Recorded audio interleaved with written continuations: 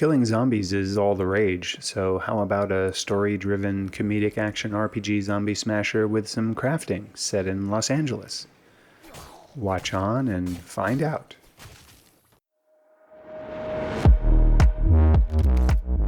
My name is Thoraxe, and this is Strategy for Busy People. If you've got a few minutes, I'll tell you what to play.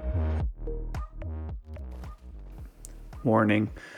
There's explicit content in the form of cursing in this video, but it's the game, not me. Usually our first-person adventures on Strategy for Busy People involve survival crafting. And Dead Island 2 by Deep Silver Dam Buster Studios does have a bit of crafting, but really it's an action RPG-like quote-unquote shooter.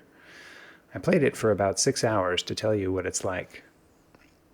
Well, first and foremost, it's pretty gory.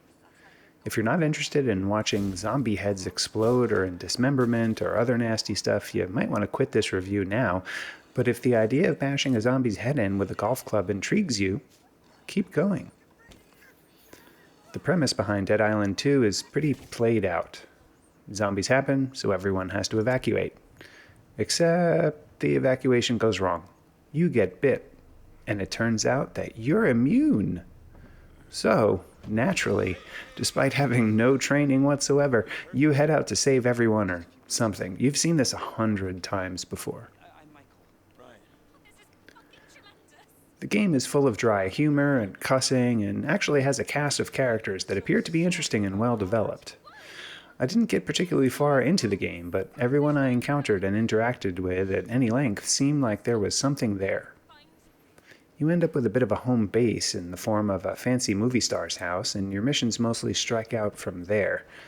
The gameplay area is a semi-open world made up of various zones that you travel between.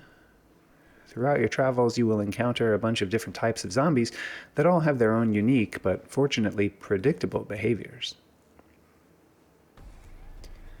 Because this is a game where you are immune to whatever the zombie bite disease is, you don't have to worry much about taking damage from becoming an undead perspective.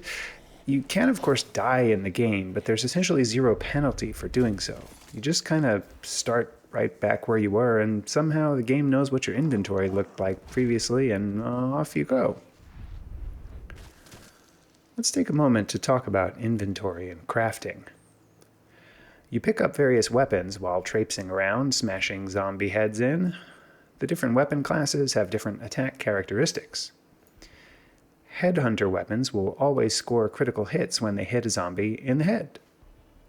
Bulldozer class weapons are good when you have a crowd, as they can knock several zombies back at once. Weapons have different durability, and if used too much, will break and become useless. You have 8 effective weapon slots and another 8 backup inventory slots, and you can quickly switch between weapons. Each weapon also has a particular type of special attack. Where things start to get interesting is the system of mods and perks for weapons. Perks change some of the characteristics of a weapon in exchange for a trade-off. You can make a weapon lighter, which makes it swing faster, but this comes with a durability penalty, and so forth. You can also install mods on some of the weapons that cause things like fire or electrocution damage. Installing mods and perks is done at a workbench and requires raw materials, which you scavenge on your travels. You can also fabricate certain items like meg kits as well. In addition to the customization that comes with crafting weapons, perks, mods, and supplies, there's also a system of cards that you can equip your character with. These cards give your character various combat bonuses or abilities. Blocking plays a big part in the game and can be an instrumental part of your playstyle depending on which character you pick. I chose Ryan, the fake firefighter, who had a balanced playstyle, but I liked some of the block-based bonuses. For example, a well-timed block would give me a small health boost in addition to potentially stunning zombies and allowing me to do some epic final moves.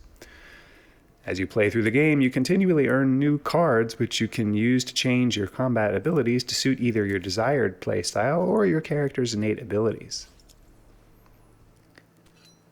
I'm still only scratching the surface of this game, but I would be remiss if I didn't mention how the environment can be used to your advantage in this game too. There are often bare electrical wires that can be used to lure zombies to sizzling death, and even gas cans that can be taken advantage of for more of the same. And in a surprising discovery, water can be used to make electricity go further and shock even more zombies. Before I give my final verdict, take a moment to like this video and subscribe to the channel. Don't forget to share it with your friends.